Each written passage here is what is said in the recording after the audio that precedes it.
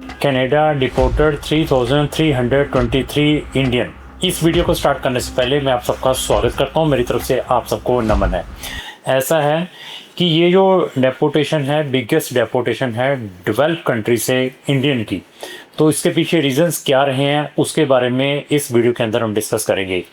तो ऐसा है कि जो डेपोटेशन सिस्टम है हर एक कंट्री के अंदर है, बट डेपोटेशन भी डिफरेंट टाइप्स की हैं, उनके बारे में भी इस वीडियो के अंदर हम ज़रूर डिस्कस करेंगे।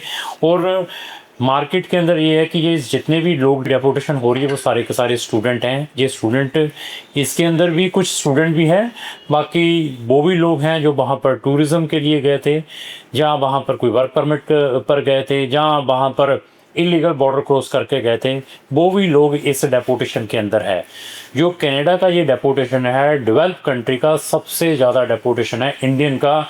और इवन यूएस ने भी पिछले साल कुछ लोगों को डिपोर्ट किया था, उससे भी ज़्यादा ये डेपोटेशन है। और कनेडियन गवर्नमेंट ने ये लास्ट 6 मंथ जनवरी से लेकर 1 जनवरी 2026 से लेकर 30 जून 2026 तक ये 3323 लोगों को जो इंडियन है उनको डिपोर्ट किया है। तो डेपोटेशन का जब क्वेश्चन आता है तो मैं अगर और भी हिस्ट्रियों के बारे में बताऊं, और आज की डेट में इंडियन की सबसे ज़्यादा डेपोटेशंस है वो मिडल ईस्ट कंट्री से है। मिडल ईस्ट कंट्री में सबसे नंबर 1 पर है सऊदी अरबिया। तो वहाँ पर भी हमारे इंडियन जाते हैं, वहाँ पर भी इलीगल एक्टिविटीज़ करते हैं। तो हर साल वहाँ पर 6,000 से लेकर 10,000 तक के लोगों को डिपोर्ट किया जाता है सऊदी अरबिया से भी। फॉलोड बाय यूएई में भी बहुत सारे लोगों को डिपोर्ट किया जाता है इंडियंस को, वहाँ पर भी इस टाइप की इलीगल एक्टिविटीज़ करते हैं। फिर मलेशिया भी है, क्योंकि ये कंट्रीज़ में जाना इजी है और मैक्सिमम लोग इन कंट्रीज़ में जाकर इलीगल एक्टिविटीज़ करते हैं और उनको मिसलीड करके भेजा जाता है। तो दैट रीज़न वहाँ से भी लोग डिपोर्ट होकर आते हैं। तो ये जो डिपोर्टेशन है डेवलप कंट्री से हुई है कनाडा से, क्योंकि डेवलप कंट्री में आपके सारे के सारे राइट्स को देखा जाता है, जो ह्यूमन राइट्स होते हैं वहाँ पर लोग फाइट करते हैं कोर्ट्स के अंदर। उसके बाद ये डेपोटेशंस होती हैं।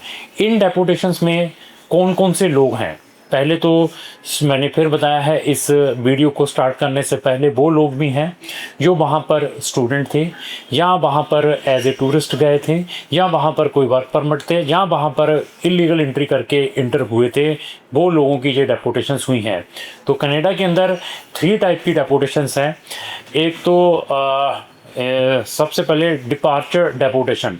तो डिपार्चर डेपोटेशंस में क्या है कि आपको टाइम दे दिया जाता है कनेडियन गवर्नमेंट के द्वारा कि आपको 15 से 30 दिन के अंदर कंट्री छोड़नी है। उस डेपोटेशन में क्या है कि आपको कंट्री छोड़ने के बाद आप उसके बाद इजीली वीज़ा अप्लाई कर सकते हैं। दूसरा है एक्सक्लूशन डेपोटेशन।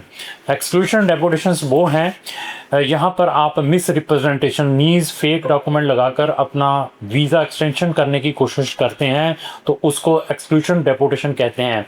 उसमें कनेडियन गवर्नमेंट आपके ऊपर कुछ टेम्परेरी बैन करती है 1 साल से लेकर 5 साल का।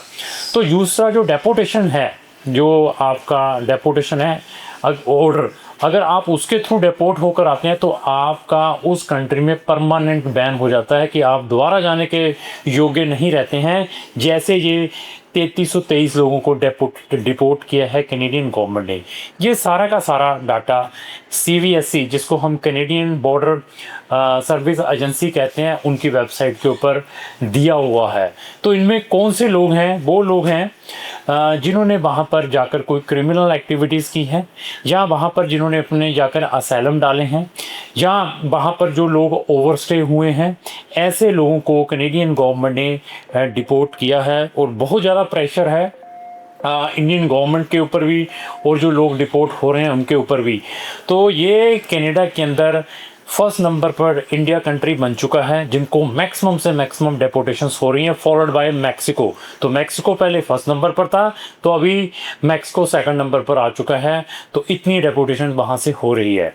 तो इसके पीछे क्या है मेन डेपोटेशन का कारण? एक तो मिसलीड, तो हमारे बहुत सारे लोगों को मिसलीड करते हैं। मिसलीड क्या है कि पहले तो यहाँ से गलत काउंसलिंग करके वहाँ पर भेज देते हैं।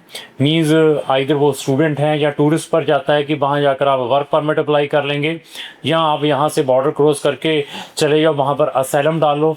ये एक मिसलीड उनको किया जाता है। उसके बाद वहाँ जाने के बाद उनके साथ बहुत सारी चीटिंग्स होती हैं। चीटिंग मीन्स क्या है कि वहाँ पर कनाडा के अंदर कोई 50,000 कैनेडियन डॉलर का वर्क परमिट लीमिया बेचता है। कोई आपको फेक ड्रीम्स दिखा के कि हम आपकी मैरिज करवा कर यहाँ पर आपको स्टे करवा सकते हैं, इस टाइप के ड्रीम्स दिखाता है। आपको फेक ये देखिए कि बिजनेसेस बाय करके आपका वहाँ पर बिजनेस इस्टेब्लिश करने की कोशिश करती हैं, और फेक डॉक्यूमेंट लगाकर वहाँ पर आपके वीज़ा एक्सटेंशन करने की कोशिश की जाती है। वहाँ पर जो बहुत सारे बैड एलिमेंट्स हैं, उन कारणों से ये लोग सफ़र होते हैं। तो अभी ये डेपोटेशंस के बाद बहुत सारे लोग देखते हैं कि अभी फर्दर क्या करें। तो ऐसा है कि कहीं पर भी जाने से पहले रिसर्च ज़रूर करें। ऑटोमेशन का सिस्टम है, सारी की सारी जो इन्फॉर्मेशन है वेबसाइट के ऊपर एक्सप्लेन की हुई है। आप एआई का यूज़ करें, गूगल का यूज़ करें। There is a number of tools. आप रिस्पेक्टिव एम्बेसी की वेबसाइट पर जाकर भी ऐसी की ऐसी इन्फॉर्मेशन ले सकते हैं। तो अगर आप किसी भी कंट्री से अभी डिपोर्ट होकर आए हैं, इन 3 टाइप की डेपोटेशंस हैं, चाहे वो एक्सक्लूशन ऑर्डर है, चाहे डिपार्चर ऑर्डर है, चाहे डेपोटेशन ऑर्डर है। उसके बाद भी अगर आप फॉरेन कंट्री में जाना चाहते हैं तो आपकी प्रोफाइल को एनालाइज करने के बाद हम आपको बेटर से बेटर सुजेस्ट कर सकते हैं कि आपके लिए क्या बेटर से बेटर ऑप्शंस हो सकता है। और अगर आप उस कंट्री में दोबारा भी जाना चाहते हैं तो there is a legal remedies कि आपकी डेपोटेशन किस टाइप की है, उस डेपोटेशन को कैसे सॉल्व किया जा सकता है थ्रू फेडरल कोर्ट जो उनकी बनी हुई है, थ्रू एडमिनिस्ट्रेटिव रिव्यू कैसे डाल सकते हैं, क्या वो लिमिटेशंस के अंदर है या नहीं है। उन चीज़ों में भी हम लोगों की हेल्प करते हैं। तो अगर आपका किसी भी टाइप का टेक्निकल कोई केस है, आपका केस फाइल हो चुका है, आप बहुत सारी प्रॉब्लम्स में हैं वहाँ पर इमिग्रेशन की, हमारा कोई ओपिनियन लेना चाहते हो तो आप हमारे दिए गए नंबरों पर भी संपर्क कर सकते हैं। Thank you.